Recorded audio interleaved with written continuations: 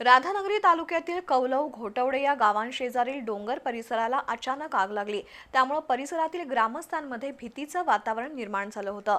दुपारच्या सुमारास डोंगराळ भागात लागलेली ही आग वाऱ्याच्या वेगामुळे झपाट्याने पसरत कौलवच्या दिशेने येऊ लागल्यानं ग्रामस्थांनी तातडीनं घटनास्थळी धाव घेतली आणि आग आटोक्यात आणण्याचा प्रयत्न केला।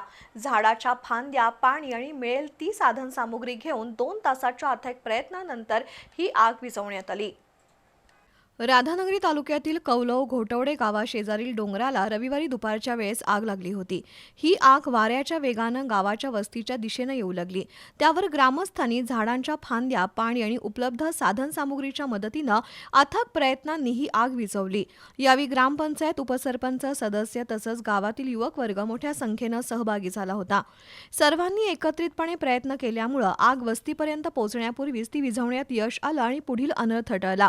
मात्र या आगीमुळे डोंगर परिसरातील गवत, झुडपं तसंच अनेक लहान झाडं जळून खाक झाली आहेत। वणव्यात अनेक कीटक, पक्षी आणि लहान वन्यजीवांचंही नुकसान झालंय। तसंच जमिनीवरील सेंद्रिय घटक जळाल्यामुळे मातीची सुपीकता कमी होण्याची भीती आहे।